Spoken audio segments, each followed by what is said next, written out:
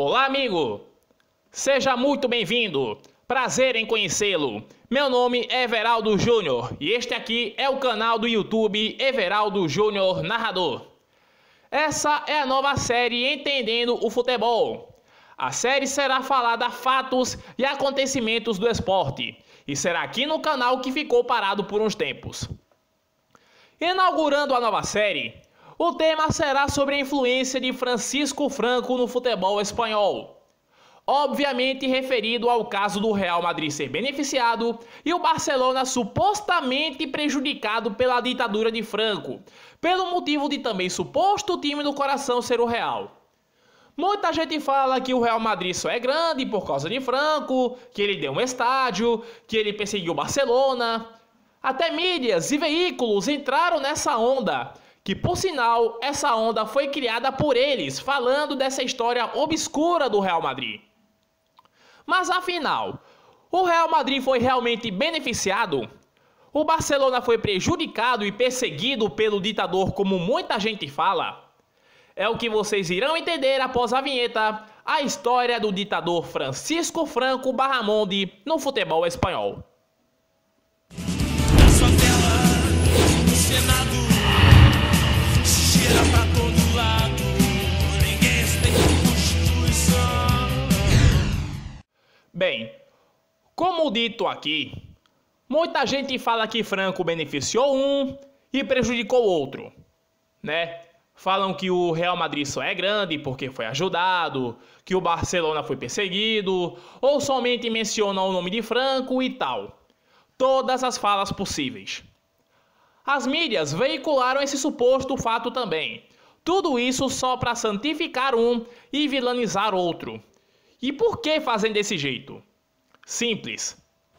Manipulação, imposição e monopólio. Monopólio que, por sinal, não é nada diferente do que uma certa emissora faz. Aonde quero chegar? A resposta também é simples.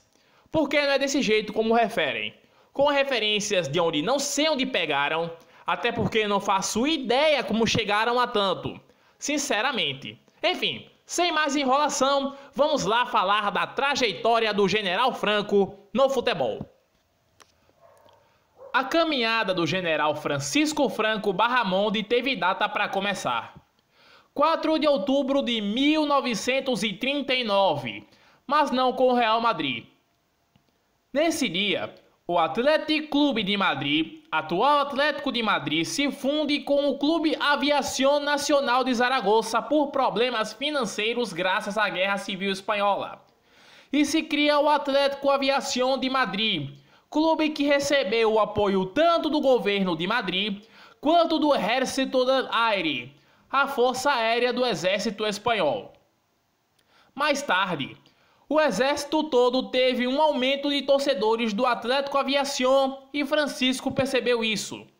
O generalíssimo Franco viu que o Aviación estava ganhando mais e mais simpatizantes no exército espanhol e bolou um plano para transformar o time rojiblanco numa potência nacional e que fizesse o povo espanhol ter mais orgulho do país.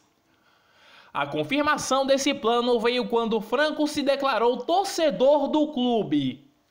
Nascia aí, de fato, o primeiro clube usado pelo ditador espanhol como instrumento de popularidade. Como o Atlético Aviación, o Atlético foi bicampeão da Liga de forma seguida entre 39 e 41, sendo a temporada 39 e 40 o primeiro título da história do Atlético na Liga Espanhola, uma Copa Presidente da Federação, uma Supercopa da Espanha e alguns campeonatos municipais da Comunidade de Madrid. Terminada a Guerra Civil Espanhola em 39, o Atlético Aviación seguiu firme em tudo até o ano de 46. Nesse mesmo ano de 46, o Atlético rompe relações com o Ejército del Aire e se torna o Clube Atlético de Madrid que conhecemos até hoje. Franco viu que o seu projeto com base no Atlético durou mais de 10 anos e foi um fracasso total. O Aviación Atlético seguia bem atrás de Atlético Bilbao e Barcelona, que eram os dois maiores da Espanha na época e que eram as principais bandeiras de duas regiões cujo generalíssimo não queria que houvesse autonomia e independência alguma: o País Basco e a Catalunha. Com o rompimento da relação entre o Atlético e o exército espanhol, Franco decidiu que iria tentar mais uma vez com outro clube. Um conselheiro do Real Madrid, Raimundo Saporta, aconselhou a Franco a se aliar com o presidente merengue Santiago Bernabéu para pôr em prática o ambicioso plano do generalíssimo que tinha falhado com o Atlético. Mas eis mais um mito desmascarado. Bernabéu nunca declarou apoio ao ditador, embora se aproveitou do momento de reconstrução do Real Madrid. A partir desse ponto, começou os episódios de brigas entre times da Comunidade de Madrid contra rivais provinciais, bascos e catalães. Forças ligadas ao poder central começaram a intimidar os times das regiões que queriam se rebelar contra Franco. No entanto, o futebol espanhol entre as décadas de 50 e 60 passou a ser usado como manobra de manipulação do povo. Não só o Real, com suas 5 Champions seguidas, ganhou status, como outros times elevaram a Espanha para além das fronteiras nacionais. Barcelona 3, Valência 2 e Zaragoza 1 venceram a Liga Europa, conhecida na época como Taça das Feiras, carregando a bandeira franquista. Durante um tempo em que Franco se mantinha firme no governo, o general decide formalizar a Copa do Rei como a Copa do Generalíssimo, em alusão ao seu regime. Nesse período até 76, o Barcelona conquistou mais títulos do Generalíssimo, sendo inclusive o maior campeão da Copa do Rei até os dias de hoje. Falando no Barcelona, só o mais clubista dos torcedores catalães acha que Franco perseguiu o time condal por mais de 3 décadas. Na verdade, o único político do poder central de Madrid que de fato perseguiu o Barça na história foi o ex-presidente da República da Espanha, Primo de Rivera, entre 23 e 30. Rivera não queria que a Catalunha se tornasse uma potência independente regional e faria de tudo para impedir a autonomia catalã, como impediria a autonomia do País Basco. Proibiu o uso da senieira catalã e da língua catalã. Francisco Franco não gostava do Barça, realmente, mas não perseguiu o clube catalão como muitos tentam dizer. Pelo contrário, ele ajudou a consolidar o Barça como uma potência local e nacional que batesse de frente com os times de Madrid, Real e Atlético, no momento em que parecia que o time catalão estava perto da aniquilação graças à vitória franquista na Guerra Civil Espanhola. Se Francisco Franco tivesse feito de fato essa perseguição toda, que muita gente costuma falar, o Barcelona seria hoje um clube de porte pequeno, onde oscilaria na 2ª e 3ª divisão. Talvez nem existiria, pelo modo que o clube seria destruído. Mais um mito desmascarado e derrubado.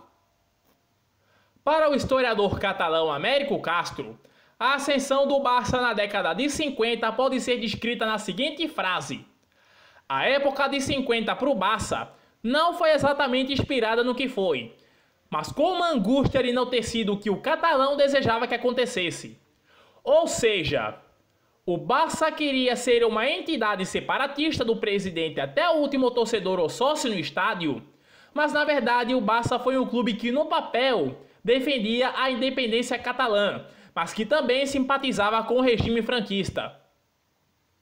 Existia uma divisão no Barça: os que queriam a independência e os que queriam se manter no regime franquista. Essa briga durou muito tempo e levou até uma morte mal explicada até hoje de um ex-presidente blaugrana chamado Josep Sunyol. Um dos casos mais famosos desse lado franquista do Barcelona é a compra do jogador húngaro Laszlo Kubala.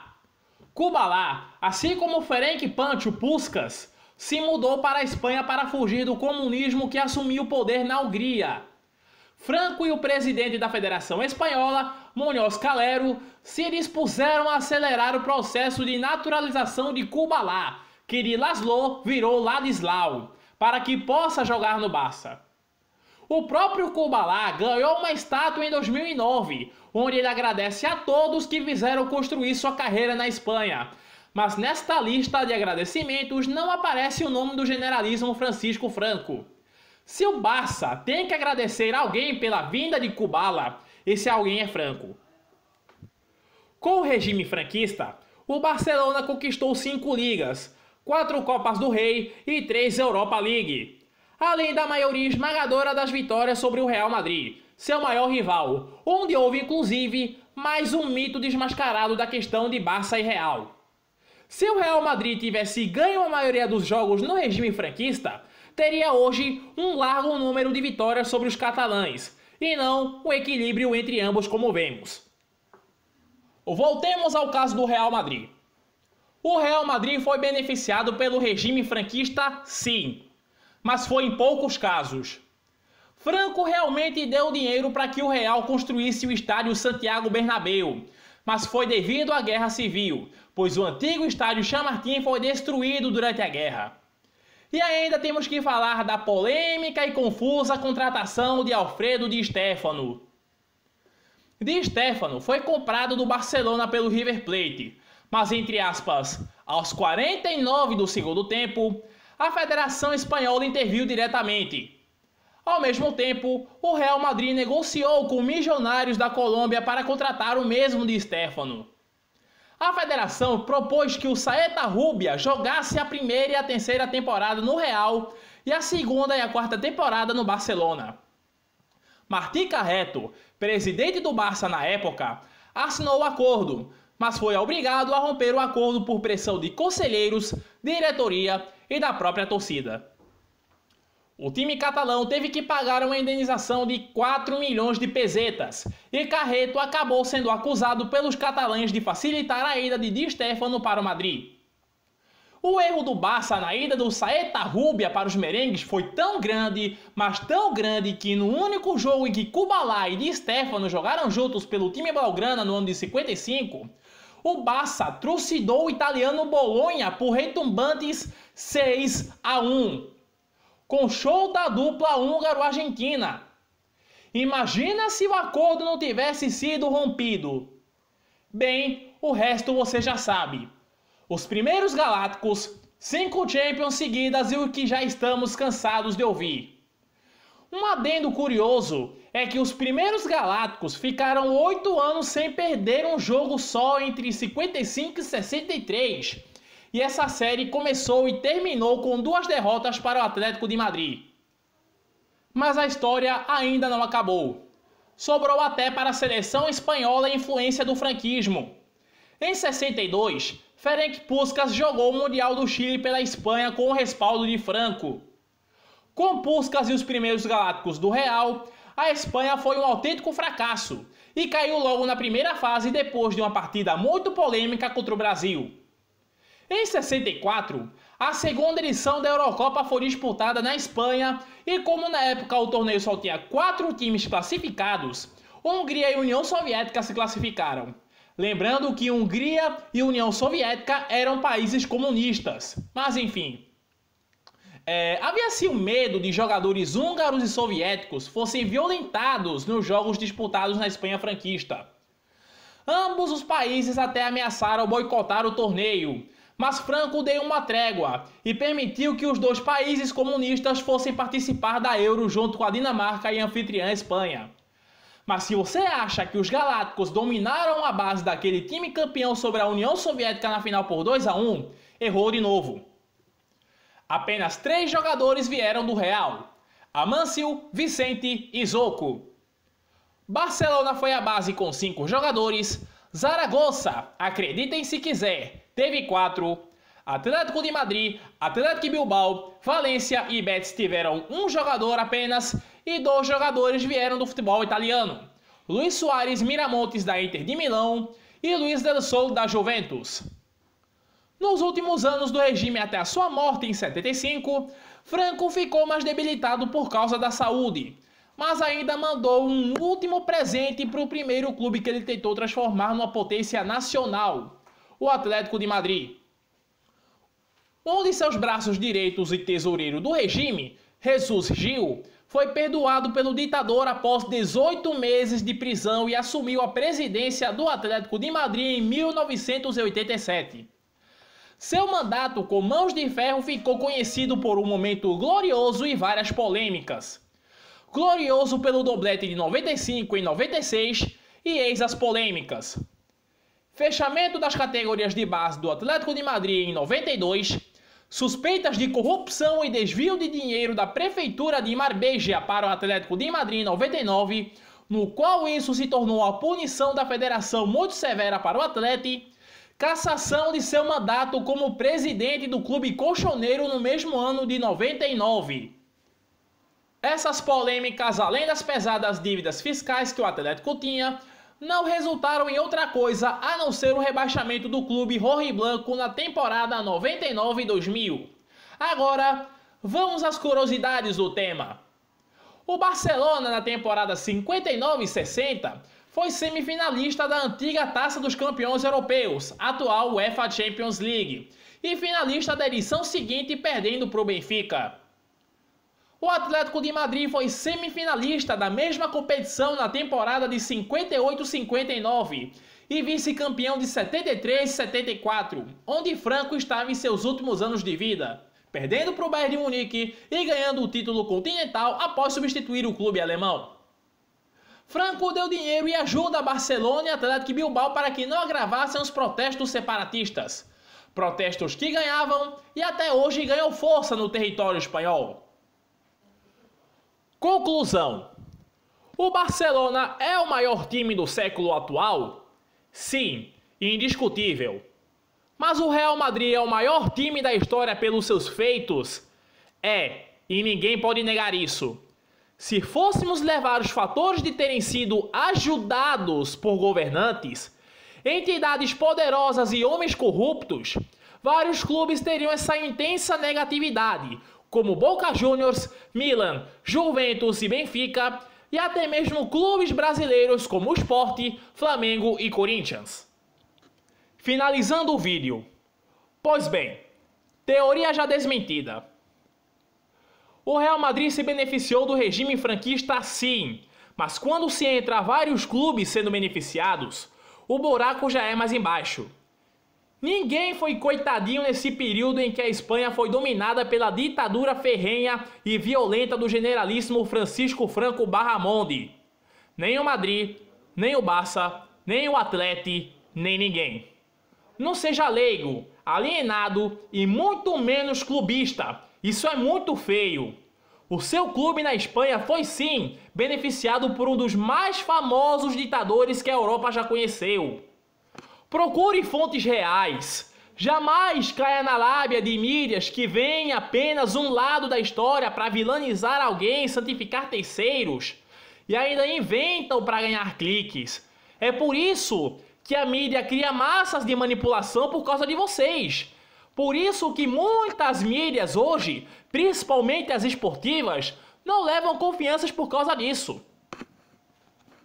Então é isso, pessoal. Muito obrigado pela audiência. Se você gostou, deixe seu like, se inscreva no canal para receber novas atualizações e curta a página do Facebook EISTV. O link está na descrição. Compartilhe esse vídeo. Só assim para mostrar e espalhar a verdade sobre a história. Fiquem na paz e até a próxima!